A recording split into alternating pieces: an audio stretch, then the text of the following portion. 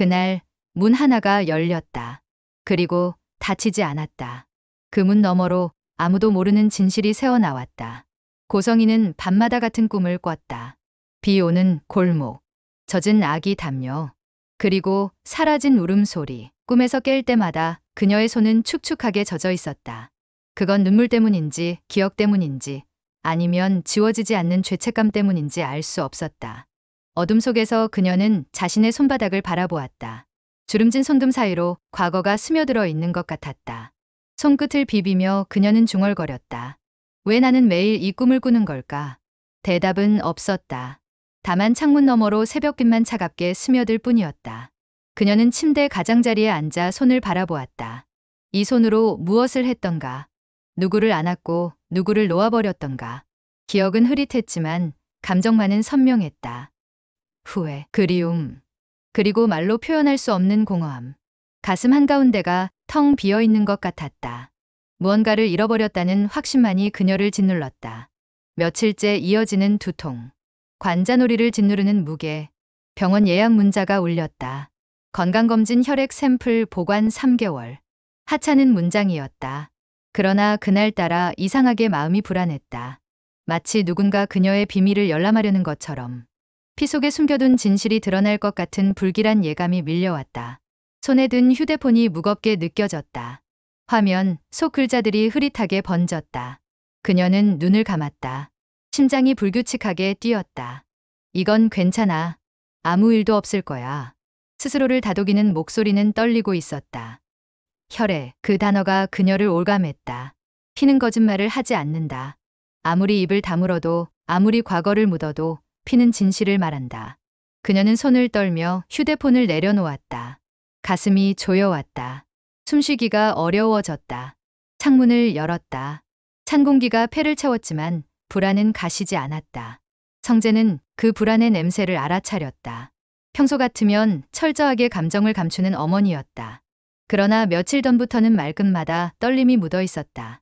손끝은 미세하게 떨렸고 눈동자는 어딘가 허공을 응시했다. 식탁에 앉아 있을 때도 그녀는 멍하니 창밖만 바라보았다. 커피는 식어가고 있었고 그녀는 그걸 알아차리지 못했다. 성재는 어머니를 관찰했다. 그녀의 손이 컵을 쥘 때 힘이 들어가는 방식, 눈을 깜빡이는 횟수, 입술을 깨무는 습관. 모든 게 평소와 달랐다. 무언가 그녀를 짓누르고 있었다. 무게감이 그녀의 어깨를 짓누르고 호흡을 얕게 만들고 시선을 흐리게 만들었다. 어머니, 괜찮으세요? 응, 괜찮아. 그러나 그 대답은 너무 빨랐다. 너무 가벼웠다. 성재는 어머니의 손을 바라보았다. 손가락 끝이 하얗게 질려 있었다. 무언가 두려워하고 있다는 증거였다. 그는 더 묻지 않았다. 하지만 마음속 어딘가에서는 경고음이 울리고 있었다. 성재야, 혹시 지은호라는 이름 들어본 적 있니? 그 짧은 질문 하나가 그의 머릿속에 오래 남았다. 왜 어머니는 그 이름을 물었을까? 왜 목소리가 그렇게 떨렸을까? 왜 그녀의 눈빛은 무언가를 숨기고 있었을까? 성재는 고개를 갸웃했다. 은호 후배요. 회사 프로젝트 담당자인데요. 어머니는 아무 말 없이 고개를 끄덕였다. 그러나 그 눈빛에는 알 수 없는 슬픔이 서려 있었다. 그 눈빛, 성재는 그걸 잊을 수 없었다. 마치 오래전 잃어버린 무언가를 발견한 사람의 눈빛 같았다. 그리움과 두려움이 뒤섞인 표정. 손을 뻗고 싶지만 다가갈 수 없는 사람의 얼굴. 어머니는 그렇게 멀리 있는 듯했다. 지은호. 그 이름은 어딘가 낯설고도 익숙했다. 성재는 회사 인테리어 프로젝트 담당자로 그녀를 처음 만났을 때부터 이상하리만큼 마음이 끌렸다. 그녀의 말투, 눈빛, 손끝의 습관까지. 설명할 수 없는 친밀함이 있었다. 마치 오래전부터 알던 사람 같았다. 아니, 어쩌면 잃어버렸던 무언가를 되찾은 기분이었다. 그녀가 웃을 때마다 가슴 한편이 따뜻해졌다. 그녀가 고개를 가웃할 때마다 어딘가 그리운 느낌이 들었다. 그는 가끔 그녀를 바라보며 멍하니 생각에 잠겼다. 왜 이렇게 마음이 편할까? 왜 이 사람 앞에서는 방어할 필요가 없다고 느껴질까? 회의실에서 그녀와 마주 앉아 있을 때면 시간이 천천히 흐르는 것 같았다. 그녀의 목소리는 부드러웠고 그녀의 손짓은 자연스러웠다. 그는 그녀를 보며 자주 미소 지었다. 이유는 알 수 없었지만 그녀 곁에 있으면 안전하다는 느낌이 들었다. 마치 오래전부터 함께였던 사람처럼. 마치 피로 이어진 사람처럼. 그 느낌이 이상했다. 성재는 그걸 인정하고 싶지 않았다. 단순히 호감일 뿐이라고, 업무적인 신뢰일 뿐이라고 스스로를 설득했다. 하지만 그녀의 웃음소리를 들을 때마다, 그녀의 손글씨를 볼 때마다 가슴속 어딘가가 울렸다. 뭔가 잃어버린 조각을 되찾은 것 같은 기분. 그건 사랑이 아니었다. 그보다 더 깊고 더 원초적인 무언가였다. 며칠 후 그는 은호에게서 한 통의 전화를 받았다. 본부장님, 혹시 이사장님이랑 혈액 검사를 같이 받으셨나요? 성재는 놀랐다. 그녀가 어떻게 그런 걸 알고 있는지, 어머니가 왜 은호와 검진을 함께 받았는지 모든 게 이상했다. 전화기 너머로 은호의 숨소리가 들렸다. 그녀는 분명 무언가 알고 있었다. 목소리에 긴장이 배어 있었다. 떨림이 있었다. 혹시 무슨 일 있었어요? 은호의 목소리는 떨렸지만 단호했다. DNA 검사가 제 이름으로 등록되어 있었어요. 그리고 이사장님이 제 친어머니라고. 말끝이 흐려졌다. 전화기 너머로 호흡 소리만 들렸다. 성재는 입을 다물 수 없었다. 귀가 먹먹해졌다. 세상의 모든 소리가 사라진 것 같았다. 지금 뭐라고 하신 거예요? 일치율 99.8%라고 나왔어요. 본부장님, 이게 무슨 의미인지 아시죠? 그 순간 성재는 숨을 삼켰다. 목구멍이 메말랐다. 심장이 불규칙하게 뛰었다. 어머니의 비밀이 이제 드러나기 시작한 것이다. 그는 벽에 기댔다. 다리에 힘이 풀렸다. 모든 게 흔들리는 것 같았다. 바닥이 기울어지는 것 같았다. 99.8%. 그 숫자가 머릿속에서 맴돌았다. 거의 완벽한 일치. 은호가 어머니의 친딸이라는 의미. 그럼 나는 누구인가? 나는 정말 이 집 아들인가? 질문들이 폭포처럼 쏟아졌다. 성재는 숨을 쉴 수 없었다. 가슴이 터질 것 같았다. 은호 씨, 지금 어디 계세요? 병원이요. 혼란스러워요. 너무 혼란스러워요. 잠시만 있어요. 제가 지금 갈게요. 전화를 끊고 나서도 그는 한참 동안 움직일 수 없었다. 손에서 휴대폰이 미끄러져 떨어졌다. 바닥에 부딪히는 소리가 둔탁했다. 그는 그 소리를 듣지 못했다. 머릿속이 하였다. 생각이 정리되지 않았다. 모든 게 뒤엉켰다. 은호가 어머니의 친딸이라고? 그럼 나는 누구의 아들인가? 질문들이 머릿속에서 소용돌이쳤다. 대답은 없었다. 다만 두려움만이 그를 감쌌다. 그날 밤 그는 어머니의 방으로 갔다. 문을 열 때 손이 떨렸다. 심장이 미친 듯이 뛰었다. 이 문 너머에 답이 있을까? 아니면 더 큰 혼란이 있을까? 그는 손잡이를 잡았다. 차가운 금속이 손바닥에 닿았다. 한참을 그렇게 서 있었다. 용기를 내야 했다. 진실을 마주해야 했다. 서랍을 열자 병원 진단서가 나왔다. 종이는 낡았고 모서리는 닳아 있었다. 여러 번 펼쳐봤다는 증거였다. 어머니는 이 종이를 몇 번이나 들여다봤을까? 얼마나 많이 고민했을까? 얼마나 많이 눈물을 흘렸을까? 한우진 간이식 대기자 명단. 그리고 그 아래엔 낯익은 이름. 기증자 후보 지은호. 성재는 손을 떨었다. 눈앞이 하얘졌다. 숨소리만 방 안에 가득했다. 종이가 손에서 떨어졌다. 바닥에 나뒹굴었다. 그는 그 종이를 바라보았다. 글자들이 흐릿하게 번졌다. 아니, 눈물 때문이었다. 왜, 어머니? 그는 중얼거렸다. 하지만 대답은 없었다. 오직 창밖에서 바람 소리만 들렸다. 커튼이 천천히 흔들렸다. 그는 무릎이 꺾이는 걸 느꼈다. 주저앉았다. 손으로 얼굴을 감쌌다. 모든 게 계획이었던 걸까? 은호와의 만남도, 검진도, 모든 친절함도. 어머니는 처음부터 이 모든 걸 알고 있었던 걸까? 그는 생각할수록 숨이 막혔다. 가슴속이 무너져 내렸다. 믿었던 모든 것이 거짓인 것 같았다. 그는 종이를 다시 들었다. 손이 떨렸지만 읽어야 했다. 기증자 후보 지은호. 그 문장이 의미하는 것. 은호는 단순히 딸이 아니었다. 그녀는 누군가를 살리기 위한 도구였다. 누군가를 살리기 위해 찾아낸 생명이었다. 성재는 구역질이 났다. 이게 사랑인가? 이게 모성인가? 다음 날 은호는 병원으로 달려갔다. 복도는 소독약 냄새로 가득했다. 형광등 불빛은 차갑고 날카로웠다. 벽은 하얗고 공기는 무거웠다. 그녀는 진료실 문 앞에서 한참을 서 있었다. 손잡이를 잡았지만 쉽게 열리지 않았다. 마음이 무거웠다. 안으로 들어가면 모든 게 달라질 것 같았다. 그녀는 숨을 깊이 들이마셨다. 폐가 차가운 공기로 채워졌다. 심장이 두근거렸다. 손바닥에 땀이 났다. 문을 열어야 했다. 진실을 마주해야 했다. 더 이상 도망칠 수 없었다. 의사는 조심스럽게 말했다. 지은호 씨, 결과가 나왔습니다.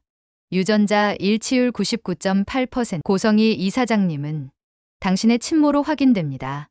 은호는 말없이 창밖을 보았다. 하늘은 맑았지만 마음은 흐렸다. 그녀는 어릴 적 기억 속 어머니 얼굴을 떠올릴 수 없었다. 다만 낯선 여성의 손끝이 자신을 안아 올리던 순간이 있었다. 그 손의 온기, 이제야 알 것 같았다. 그 손길은 따뜻했지만 왠지 슬펐다. 그녀는 눈을 감았다. 가슴속에서 무언가 무너지는 소리가 들렸다. 그러나 그 온기는 사랑이었을까? 아니면 필요였을까? 선생님, 제가 왜 버려졌을까요? 의사는 대답하지 못했다. 그저 조용히 그녀의 어깨를 두드렸다. 은호는 고개를 숙였다. 눈물이 뚝뚝 떨어졌다. 종이 위에 얼룩이 졌다. 99.8%. 그 숫자가 그녀의 존재를 증명했다. 그녀는 고성희의 딸이었다. 하지만 왜 버려졌을까? 왜 혼자 자라야 했을까? 왜 이제야 찾아왔을까? 그녀는 어릴 적을 떠올렸다. 추운 겨울날 보육원 창가에 서서 밖을 바라보던 기억. 다른 아이들은 부모님 손을 잡고 집으로 돌아갔다.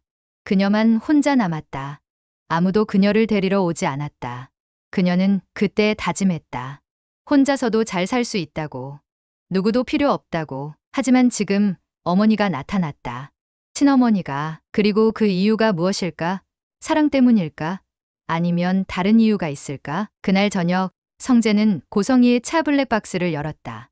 마지막 영상은 한 달 전이었다. 밤, 별장으로 향하는 도로. 차 안에는 성희와 한 남자가 타고 있었다. 남자는 창백했다. 얼굴엔 생기가 없었다. 입술은 파랗게 질려 있었다. 숨소리가 거칠었다. 엄마, 나 이러다 죽는 거 아니죠? 목소리는 약했다. 두려움이 배어 있었다. 젊은 남자의 목소리였다. 괜찮아, 우진아. 엄마가 다 준비했어. 성희의 목소리는 떨렸지만 단호했다. 그녀는 아들의 손을 꽉 잡았다. 차는 어둠 속을 달렸다. 그 한마디가 성재의 가슴을 찔렀다. 우진, 그는 즉시 별장으로 향했다. 차를 몰며 손에 식은땀이 났다. 핸들을 쥔 손가락이 하얗게 질렸다. 도로는 어두웠고 가로등만 외롭게 빛났다. 그는 엑셀러레이터를 밟았다. 빨리 가야 했다. 모든 답이 그곳에 있을 것 같았다. 그의 머릿속은 복잡했다.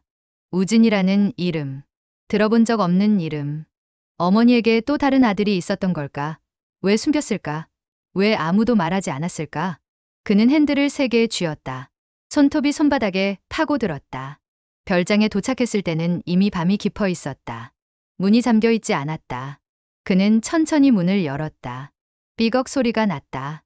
안은 고요했고 약 냄새가 짙었다. 복도는 어두웠다. 그는 핸드폰 불빛을 켰다.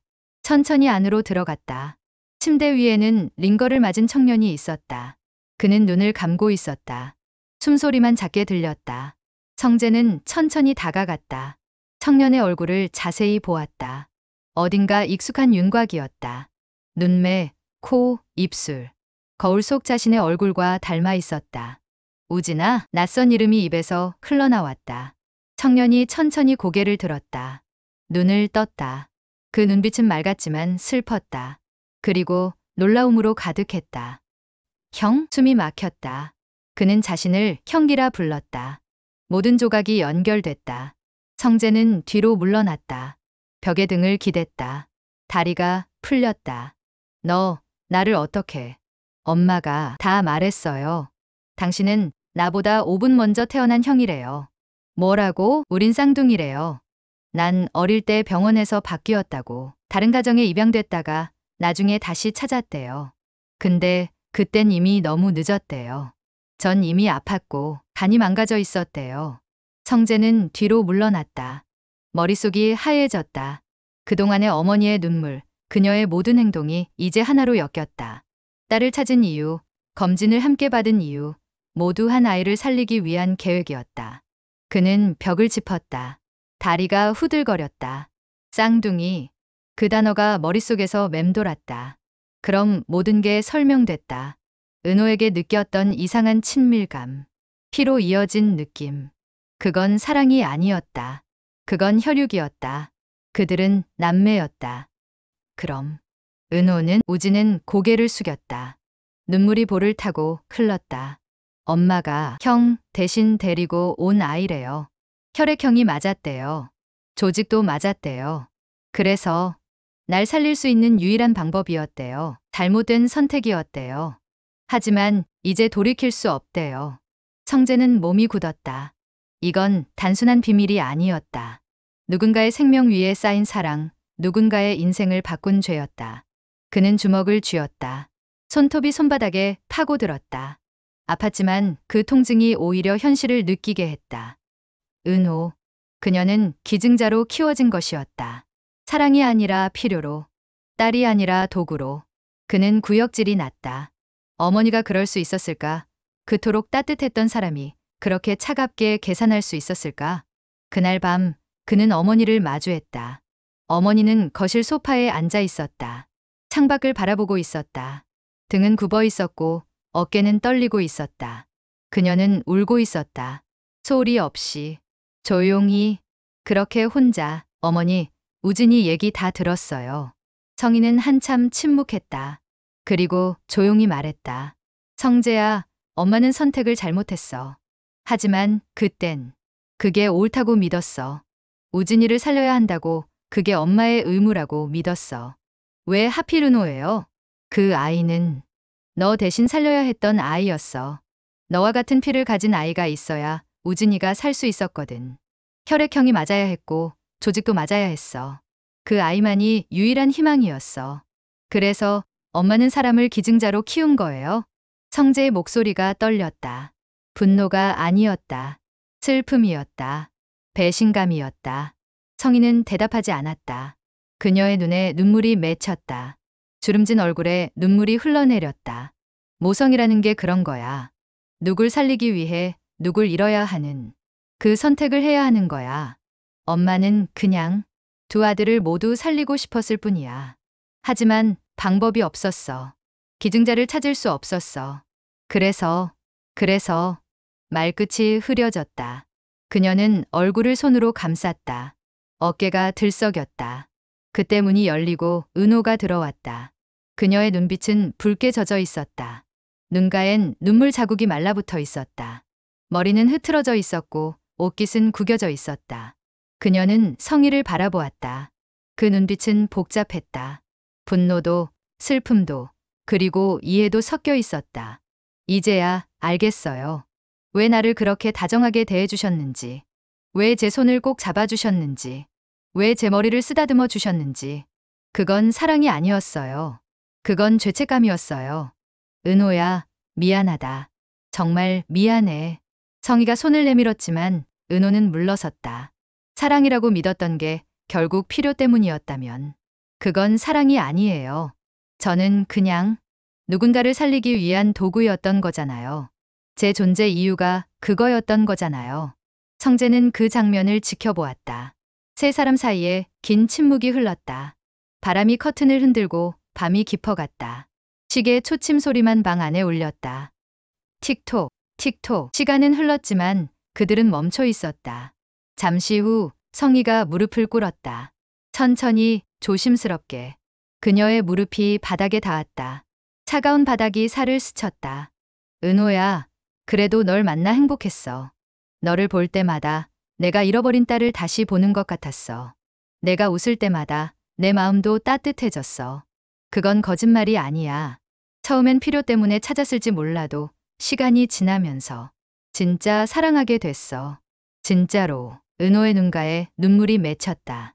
그녀는 조용히 말했다. 저도요. 어쩌면 우리 모두 피해자였을지도 모르겠네요. 아무도 나쁜 사람은 없었어요. 그냥 상황이 우릴 이렇게 만든 거예요. 사랑과 필요 사이에서 우린 모두 길을 잃었던 거예요. 성재는 어머니의 어깨를 감쌌다. 이제 그만 다 내려놓아요. 누굴 살리고 죽이는 일은 이 집에선 끝내요. 우진이도 은호도 모두 살아야 해요. 다른 방법을 찾아봐요. 반드시 있을 거예요. 그날 이후 고성이는 병원에 입원했다. 성재는 회사를 그만두고 작은 건축사무소를 열었다. 은호는 디자인 일을 다시 시작했고 가끔 꽃을 들고 병원을 찾았다. 우진은 새로운 치료를 받기 시작했다. 기증자를 기다리며 하루하루를 버텼다. 그들은 함께 희망을 찾기로 했다. 겨울이 오기 전 병실 창가에는 새 화분이 놓였다. 라벤더, 용서와 회복. 그녀는 천천히 손을 뻗어 꽃잎을 만졌다. 부드러운 감촉이 손끝에 전해졌다. 보랏빛 꽃잎이 햇살에 반짝였다. 향기가 은은하게 퍼졌다. 눈물이 한 줄기 흘렀다. 화려했던 날들은 결국 이렇게 끝나는구나. 그러나 그녀의 눈빛은 이상하게도 평온했다. 진실은 상처를 남겼지만 그 상처 덕분에 그들은 비로소 사람이 되었다. 거짓 없이, 가식 없이 그저 있는 그대로. 그들은 더 이상 숨지 않기로 했다. 문은 열렸고 진실은 드러났고 그들은 살아남았다. 그리고 그것으로 충분했다.